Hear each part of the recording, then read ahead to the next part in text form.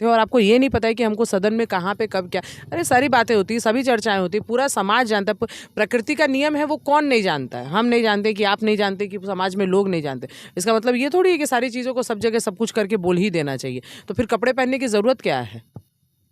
ईश्वर ने बनाया है तो सभी लोग जानते हैं कि कैसा है, तो कपड़े पहनने की यादव ज़रूरत जी क्या कह है? रहे हैं कि ये तो सेक्स एजुकेशन की बात है, ये तो सिखाया, ओपन ही बोलना चाहिए, लोगों को सिखाने के व्यू से या बताने के व्यू से, उनका ये कथन है। इसीलिए उनके भाई साहब एजुकेशन देते चलते हैं ना, रोड पर साइकिल निकाल के चले जाते हैं। उन लोग क्या सेक्स एजुकेशन की बात करेंगे? सेक्स एजुकेशन की बात करते हैं, आपने पूरा जंगल राज भ्रष्ट बना के रखा हुआ है, पूरा सब समाज आपने बर्बाद करके रखा हुआ है। आपकी सरकार आने के बाद में देख लीजिए स्थिति क्या हो रही है पूरे बिहार की।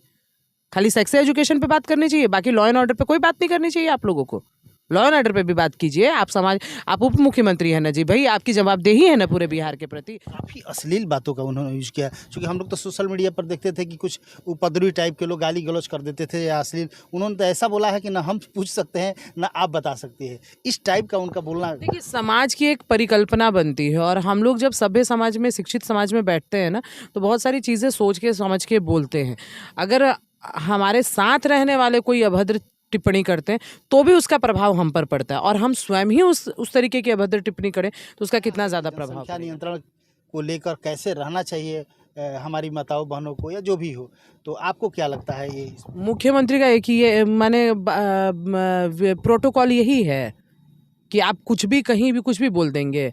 आप अपने आप को इंडिया गठबंधन का शीर्षोर मानते हैं और आप अपने आप को प्रधानमंत्री का कैंडिडेट मानते हैं, कुछ भी कहीं भी आप नहीं ना बोल सकते हैं।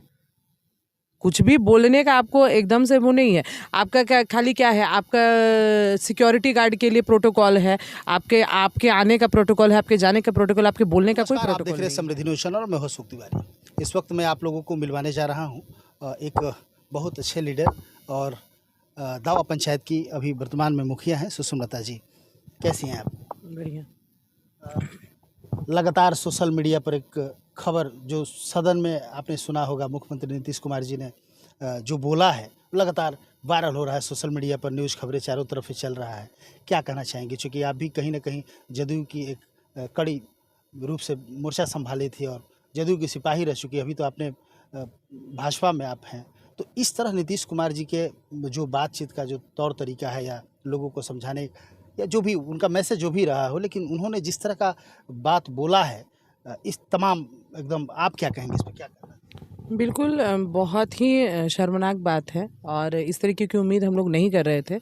पढ़े लिखे मुख्यमंत्री में उनका नाम आता है और एक शिक्षित आदमी सार्वजनिक रूप से इस तरीके की अगर बात कहता है, जनसंख्या नियंत्रण पे अगर आपको बोलना ही था तो बहुत सारी चीज़ें हैं, बहुत सारे लोग बोलते भी, हम लोग भी बोलते हैं और चर्चाएं भी होती है, पर जिस भाषा का, जिस शैली का इस्तेमाल आपने किया वो बहुत ही निंदनीय है। मेरे हिसाब से उनको सार्वजनिक रूप से बाहर आके माफ़ी मांगनी चाहिए।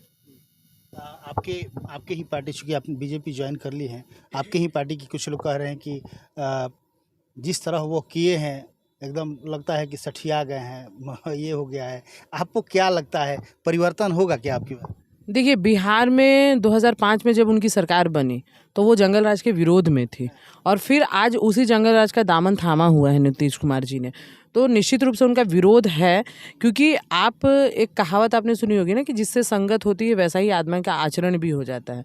तो जिस तरीके के लोगों के साथ उनकी संगत हो रही है, जब से संगत उनकी हुई है आरजेडी के साथ, जब से उसके बाद से ही उनकी जो बयानबाजी है वो गलत तरीके, यही एक बयान नहीं, बहुत सारे बयान उन्होंने गलत तरीके से बोले हैं।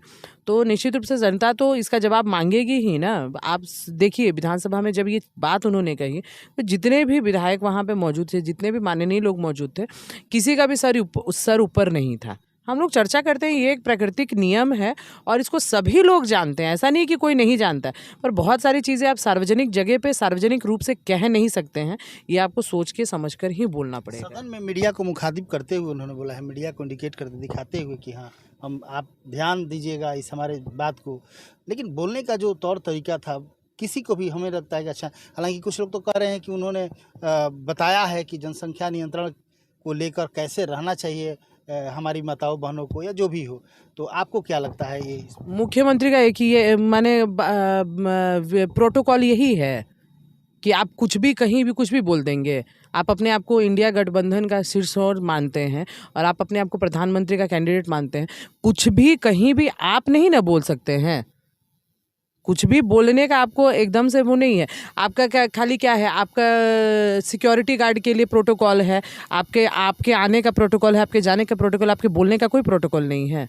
जो मन करेगा वो भी। तो फिर आप में आप पढ़े लिखे आदमी हैं, पढ़े लिखे आदमी होने के साथ साथ आप बिहार के मुख्यमंत्री हैं, तो आपके बोलने में और एक साधारण गंवार आदमी के बोलने में फिर क्या फ़र्क रह गया? दोनों आदमी तो एक ही तरीके की बात को बोले।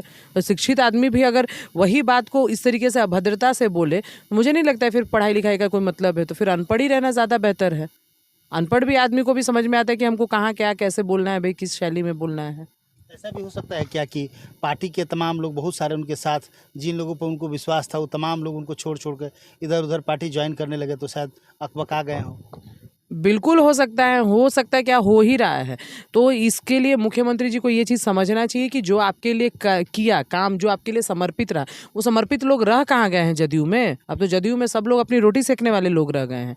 आपने राष्ट्रीय अध्यक्ष जिसको बनाया वो आप ही को समझा रहा है। समझिए और समझाइए। अच्छा, सदन में इस तरह का कथन कितना नुकसानदेह साबित हो सकता है मुख्यमंत्री के लिए?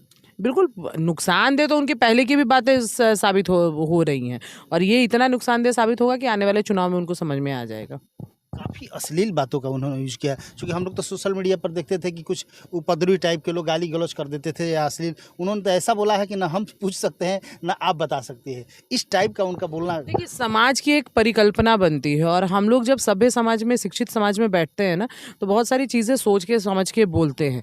अगर हमारे साथ रहने वाले कोई अभद्र टिप्पणी करते हैं तो भी उसका प्रभाव हम पर पड़ता है, और हम स्वयं ही उस तरीके की अभद्र टिप्पणी करें तो उसका कितना ज़्यादा प्रभाव पड़ेगा। तो पार्टी के लोग बोलते तब तो भी उसकी जवाबदेही उनको लेनी पड़ती है, और वो स्वयं ही इस तरीके की भाषा का, इस शैली का प्रयोग कर रहे हैं, तो इसका जवाबदेही तो जदयू को लेना ही चाहिए।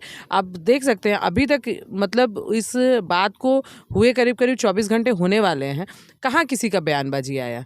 कहाँ जदयू के किसी ने बाहर निकल के कहा कि नहीं हम निकल? आप कुछ भी बोल दीजिए, आप मुख्यमंत्री हैं। आप मुख्यमंत्री जी आज तो बोले हैं कि नहीं, यदि आप लोगों को लगता है कि हमसे गलती हुई तो उसके लिए। हमने सुना नहीं है अभी तक। मैं एक कार्यक्रम से लौटी हूँ तो मुझे अभी सुनने का मौका में नहीं मिला है। और मुख्यमंत्री जी अगर बोल रहे हैं कि मैंने गलती की है तो उनको गलती अपनी स्वीकारनी चाहिए। आप कुछ भी बोले, लेकिन एक मर्यादित भाषा का, एक ऐसी भाषा का, एक शैली का इस्तेमाल करें जो सार्वजनिक रूप से हम लोग सुन सकें। सभी समाज में एक ही जगह पे जब टीवी में बैठते, मीडिया के सामने बैठते, तो ऐसा नहीं है कि एक ही अकेला आदमी रहता है और बहुत सारे लोग बैठे रहते हैं। तो बहुत सारे लोगों के साथ में बैठने वाली आपने ऐसी कोई भी बहुत बड़ी बात नहीं कही है कि हम लोग समाज में एक साथ बैठकर सुन सके। ये अगर एक साथ बैठकर कोई भी सुनता है तो उसको खुद ही शर्मिंदगी महसूस होती है। तेजस्वी यादव जी कह रहे हैं कि ये तो सेक्स एजुकेशन की बात है, ये तो सिखाया, ओपन ही बोलना चाहिए, लोगों को सिखाने के व्यू से या बताने के व्यू से, उनका ये कथन है। इसीलिए उनके भाई साहब एजुकेशन देते चलते हैं ना, रोड पर साइकिल निकाल के चले जाते हैं। उन लोग क्या सेक्स एजुकेशन की बात करेंगे? सेक्स एजुकेशन की बात करते हैं, आपने पूरा जंगल राज भ्रष्ट बना के रखा हुआ है, पूरा सब समाज आपने बर्बाद करके रखा हुआ है। आपकी सरकार आने के बाद में देख लीजिए स्थिति क्या हो रही है पूरे बिहार की। खाली सेक्स एजुकेशन पे बात करनी चाहिए, बाकी लॉ एंड ऑर्डर पे कोई बात नहीं करनी चाहिए आप लोगों को। लॉ एंड ऑर्डर पे भी बात कीजिए। आप उप मुख्यमंत्री हैं ना जी भाई, आपकी जवाबदेही है ना पूरे बिहार के प्रति। तो क्या है, हम लोगों को तो अब बिहारी कहलाने में शर्मिंदगी महसूस होती है। 2005 के पहले भी होती थी शर्मिंदगी महसूस जब आपके पिताजी की सरकार थी, और आज फिर पुनः वही स्थिति आपने दोहरा दिया। हम लोग बाहर जाते हैं तो अपने आपको बिहारी बोलने में हम लोग को शर्मिंदगी महसूस हो रही है। हम लोग बिहार के लोग इतने कर्मठ होते हैं, इतनी हम लोगों में मेहनत होती है, हम लोग अपने बलबूते पर, अपने मेहनत पर कहीं भी किसी भी लेवल को प्राप्त करते हैं। और आप लोगों ने इतना सिस्टम को बिगाड़ के रखा हुआ है कि हम लोग जाकर बाहर में बोल नहीं पाते हैं कि हम लोग बिहार के हैं।